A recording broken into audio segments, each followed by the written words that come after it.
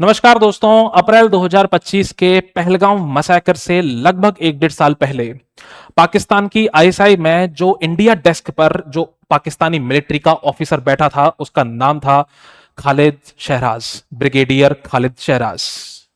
Brigadier Khalid Shahraj के subordination में कुछ कर्नल्स और कुछ मेजर्स काम कर रहे थे और उन्हीं मेजर्स में से किसी एक को ब्रिगेडियर खालिद शहराज ने यह कहा कि मेजर, तुम जाकर हाफिज सईद से मिलो। हाफिज सईद यानी कि लश्कर तैयबा का चीफ।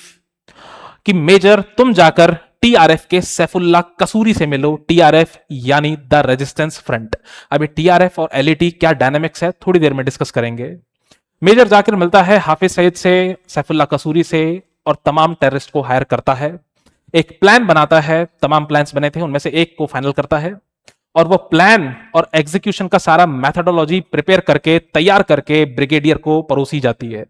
ब्रिगेडियर ये प्लान अपने senior officer major general, lieutenant general के होते हुए ये प्लान पहुंचाता है आसिम मुनीर के पास।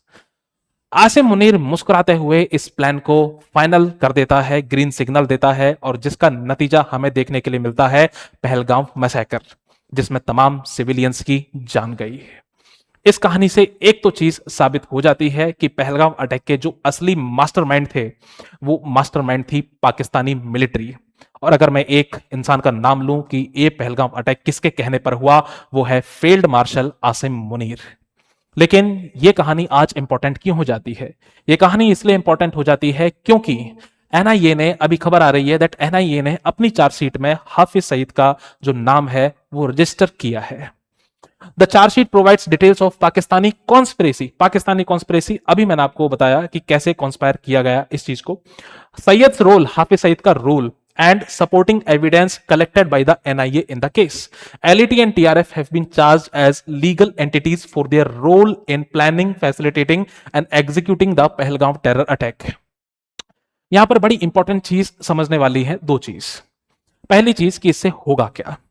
देखिए, ऐसा तो कुछ है नहीं कि भाई अगर हाफिज सईद का नाम हमने चार्जशीट में डाल दिया तो हाफिज सईद इंडिया आ जाएगा और इंडिया उसको फांसी दे देगा। ठीक है, ये काम तो शायद अननोन गनमैन ही करेंगे। ठीक है, लेकिन फिर भी ये चीज करके हमें क्या एक सिग्निफिकेंट मूव हासिल हुआ।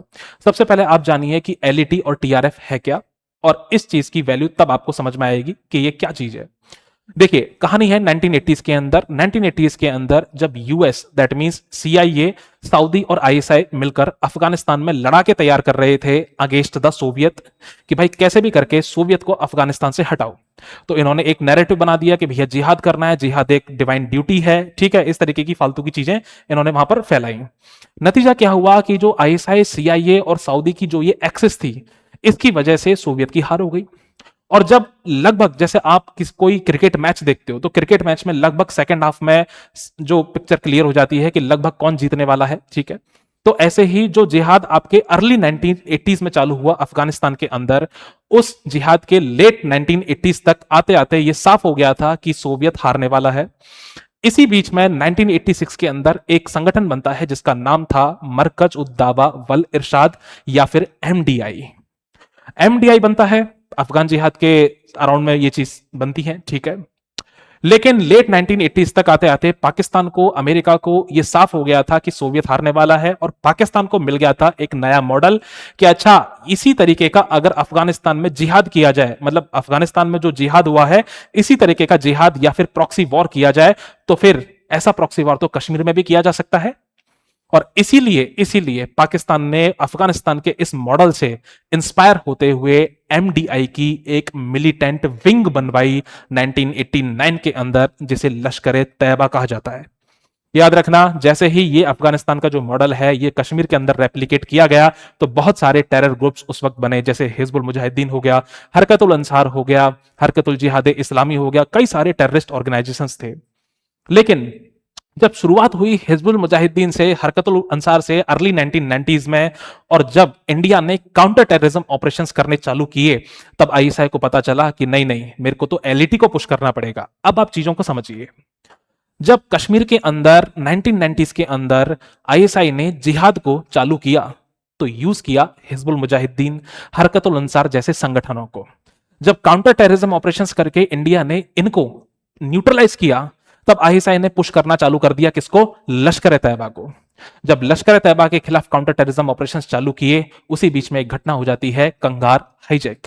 कंगार हाईजैक पे कभी डिटेल्ड वीडियो में बात करेंगे, लेकिन जैसे ही कंगार हाईजैक होता है उसके बाद इसका नेट जो आउटपुट होता है वो क्या होता है? बर्थ ऑफ जैश ए मोहम्मद, जैश ए मोहम्मद बन जाता है।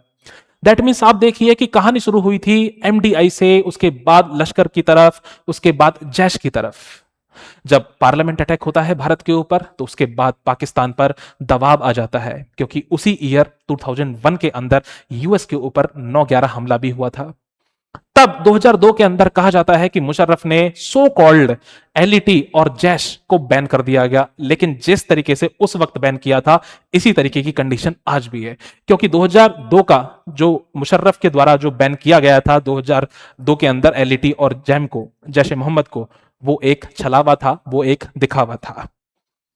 क्योंकि 2002 में अगर आपने बैन कर दिया, तो फिर 26/11 का मास्टरमाइंड एलईटी यानी हाफिज सईद कैसे हो गया? कहानी आती है अब पहलगाम अटैक की तरफ।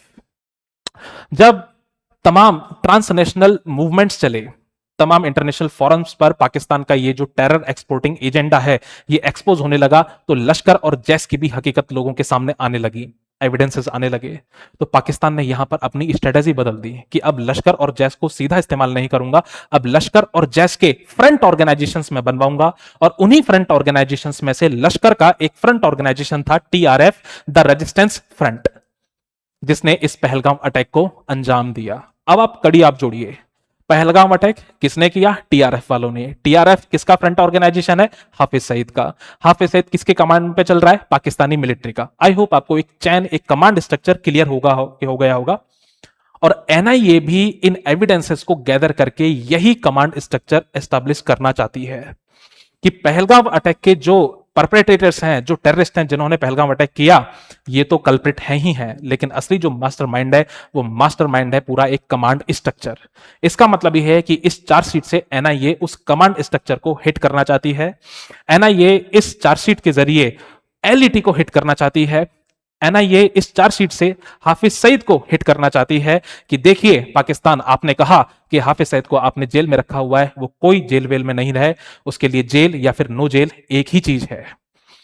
इससे बेसिकली एनआईए इस चार्जशीट से इंटरनेशनल लेवल पर एफएटीएफ में पाकिस्तान को फिर से ग्रे लिस्ट करवाना चाहती है। तो आई होप आपको पूरी पिक्चर क्लियर हो गई होगी कि पहलगाम अटैक प्लान कैसे हुआ, एलईटी और टीआरएफ क्या है, और इस चार्जशीट से हम हासिल करना क्या चाह रहे हैं। ऐसे ही डिटेल वीडियोस के लिए इस चैनल को लाइक, शेयर और सब्सक्राइब कीजिए। Thank you.